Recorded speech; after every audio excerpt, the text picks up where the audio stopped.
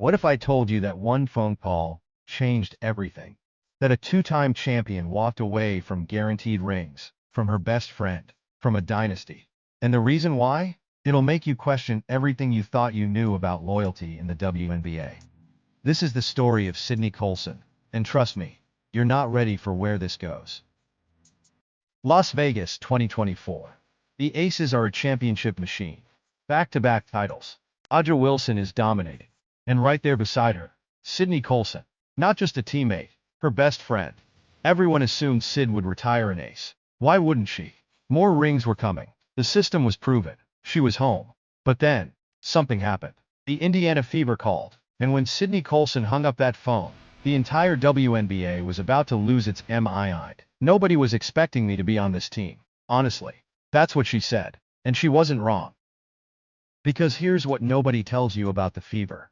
From the outside, they were seen as a mess, a rebuilding project, a team going nowhere. Why would a champion leave a dynasty for that? The whispers started immediately. The old guard couldn't believe it. Some called it betrayal. Others called it stupidity. But Sydney, she knew something nobody else did. I knew enough people in it to know that we could do something special. So what really happened? Why did she leave? Money? No. Playing time? Not even close. Here's where it gets intense. Sydney described this decision as a leap of faith. She said she could feel something pushing her, something uncomfortable, something that scared her.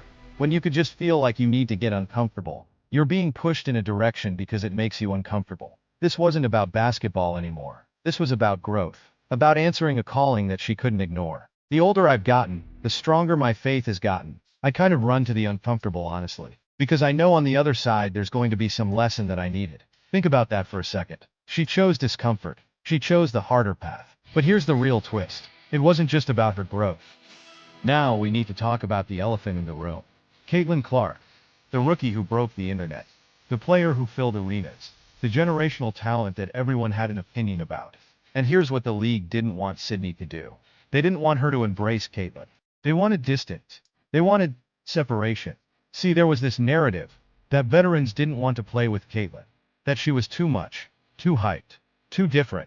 But Sydney, she rejected that narrative from day one. At her introductory press conference, she called the situation nuts and special. She talked about the economic impact, the sold-out arenas, the international fans. And then, she did something nobody expected. She became Caitlin's biggest supporter. It was cool being on a team with her, getting to see her in another light. But it goes deeper than that. Just when you think this story can't get more intense, Caitlin Clark goes down with an injury. Season over? Team falling apart? Everyone watching to see if this experiment would collapse. This is where Sydney Colson proved why she's different. While Caitlin was sidelined, Sydney didn't just check in.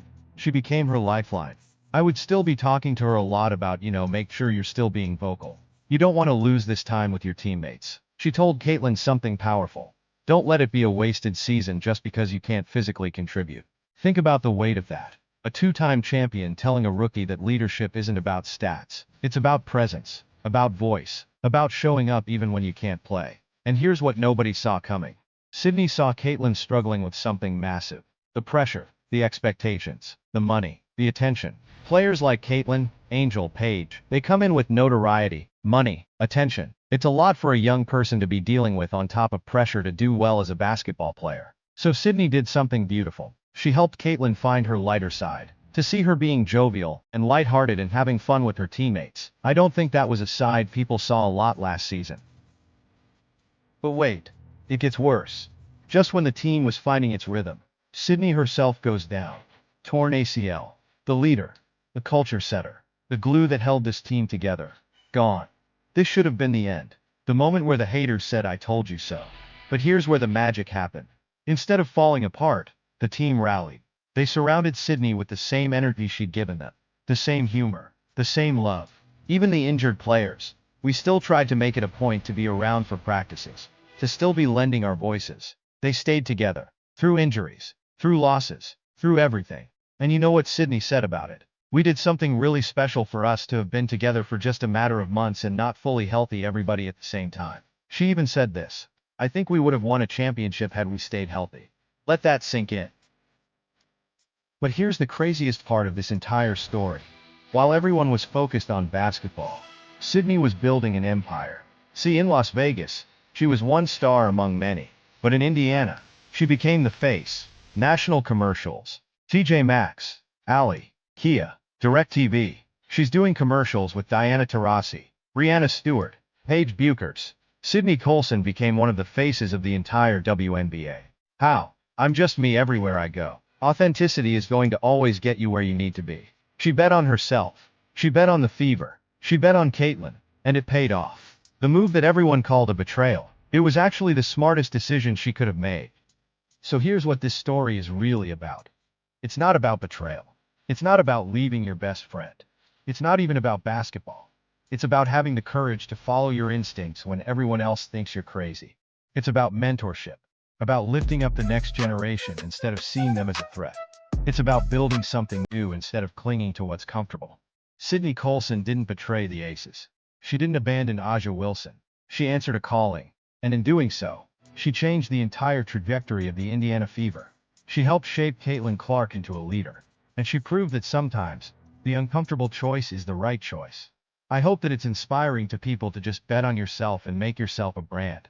Be authentic, stay true to it, and the people that are supposed to find you will find you. The Indiana Fever aren't just rebuilding.